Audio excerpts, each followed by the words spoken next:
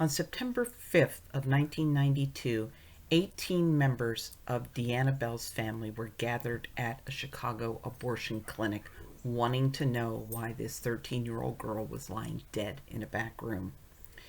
Dr. Steve Lichtenberg, who had performed the fatal abortion, left his clinic manager to field questions from the distraught relatives. He himself had joined the clinic manager in talking to Deanna's mother and sister earlier and said that Deanna likely had died from an amniotic fluid embolism, just one of those fluky things. All surgery has risk. Somebody at the clinic, Albany Medical Surgical Center, run by Family Planning Associates Medical Group, did notify the coroner about the death. Even though Deanna's death was attended by a physician, somebody thought to order an autopsy. Tests were performed that found no evidence of an amniotic fluid embolism. So why was this child dead? She'd been taken into the procedure room at about 7:40 that morning, a healthy girl. The abortion had taken about 10 minutes or 11 minutes. During those minutes that Lichtenberg had spent pulling the unborn baby out in pieces, something evidently had gone wrong. She'd been discharged from the recovery room at 7:51, rating only 9 of a possible 14 points for color, respiration, and so on. And her pulse was a rapid 130 to 135 beats per minute. After only 2 minutes in the recovery room, Deanna was documented as lacking all vital signs. The first efforts to resuscitate her weren't actually documented until 8:51. During that hour, Lichtenberg said, there were attempts at resuscitation, but nobody documented them, and nobody called an ambulance so that properly trained medics could resuscitate this little girl and bring her to a better equipped facility. She was pronounced dead at 8:52. So what had gone so terribly wrong? Well, the abortion hadn't gone well from the very start. It was a multi-stage 21-week abortion that had begun on September 3rd with the insertion of laminaria, which are little sticks of dry seaweed. They absorb moisture from the woman's body, expand and dilate the cervix. And at 21 weeks, they would probably need to change them out at least once to get the cervix dilated enough to get a baby that big out, even in chunks.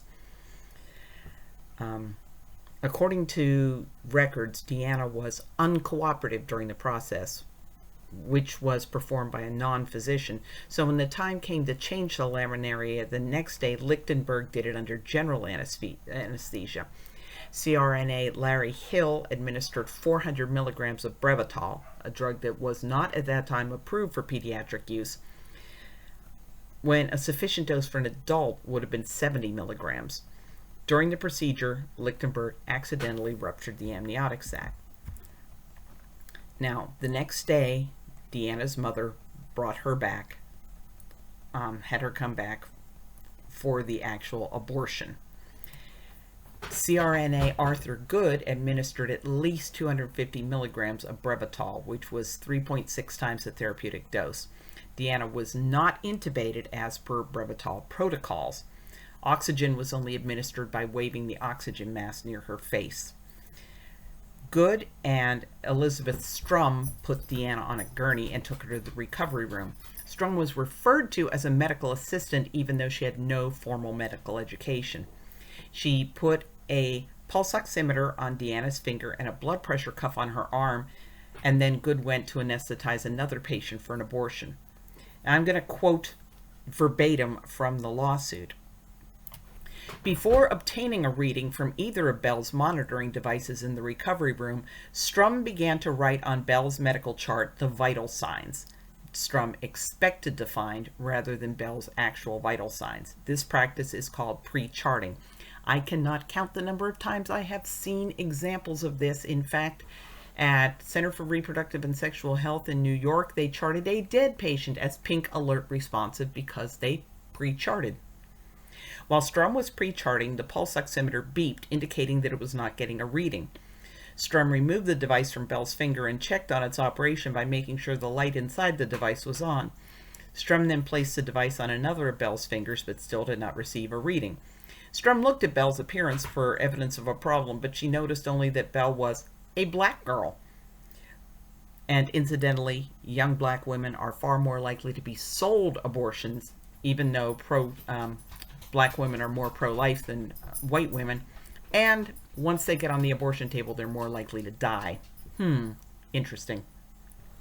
When Strum was still unable to get a reading on the pulse oximeter, she summoned the nurse, Dolly Barnett. Now, Nurse Barnett assessed Deanna and determined that she was pulseless and not breathing, so she sent Strum to fetch Good while she initiated CPR. Good joined her using an ambu-bag that you've seen on the TV shows. They squeeze it and has the mask with supplemental oxygen. Around 8 o'clock, Lichtenberg finished the patient he was operating on and joined Good and Barnett in the recovery room. He took over chest compressions while Good finally got around to attaching an EKG machine, which should have been on the patient the entire time.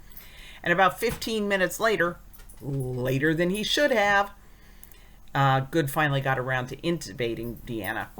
Now, Lichtenberg administered epinephrine 6 times and shocked Deanna's heart 4 times, and an expert for Deanna's family indicated that, like the dose of Brevitol, the jolts of electricity were higher than indicated for a patient of Deanna's size.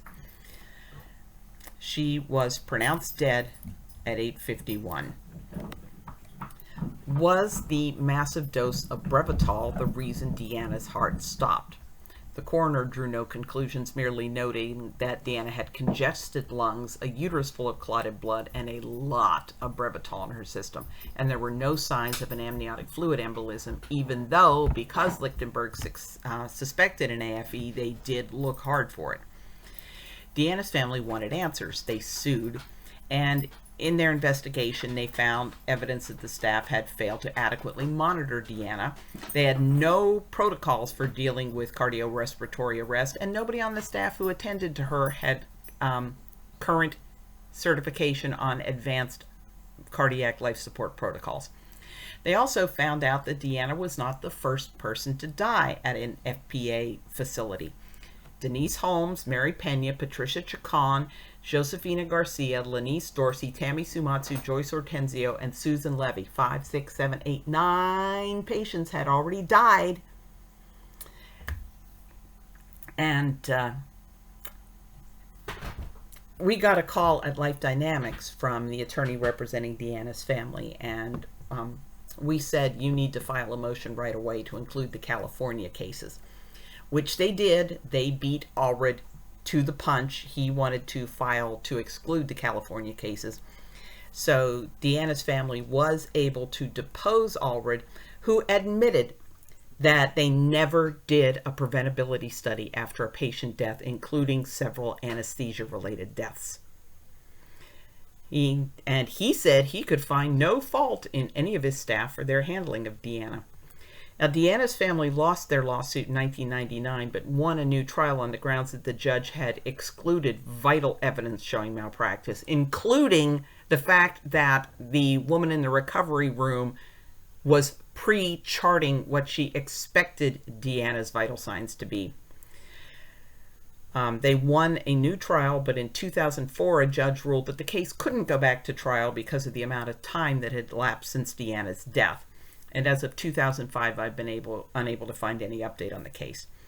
After Deanna's death, Christine Mora, Tatanisha Wesson, Maria Alejo, Kimberly Neal, Nakia Jordan, Maria Rodriguez, Chanel Bryant, and Kyla Ellis. 5, 6, 7, 8, 9. Another 9 deaths. 9, 9, 18. So that's 19 total deaths that I'm aware of. Let's count them again. Okay.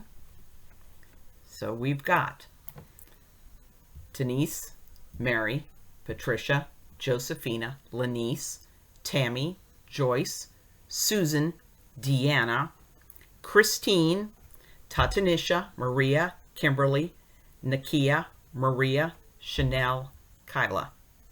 Oh, sorry, count 17 deaths that I'm aware of. How did I lose count? At a National Abortion Federation risk management seminar, and I listened to the tape, Planned Parenthood medical director chewed Lichtenberg a new asshole for his attitude. He gloated of his exploits in performing risky abortions in an outpatient facility and treating life-threatening complications on site instead of transferring the patients to fully equipped facilities purely because he enjoyed the challenge. Abortions were so routine, bland, boring that he liked that little jolt of adrenaline he got from watching this patient teeter on the brink between life and death. Burnhill chewed him out for, his words, playing Russian roulette with patients' lives. And in Lichtenberg's little game, Deanna Bell was the loser. Deanna's been dead 20 years now. 7 more years than she'd actually spent walking this earth. And there's been no justice for this little girl or any of the other dead women as far as I'm concerned, because FPA is still up and running and still considered reputable.